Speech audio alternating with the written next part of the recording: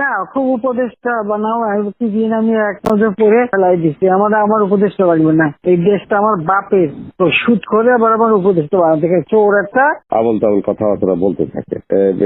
আবার আপনার কাছে চিঠিও দিছে দেখলাম আর খোলা চিঠি। খোলা চিঠি আর কি।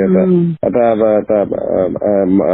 খারাপ আর কি, একটা আর কি। না, খুব উপদেশটা বানাও দিন আমি এক নজর পরে ফেলাই দিচ্ছি।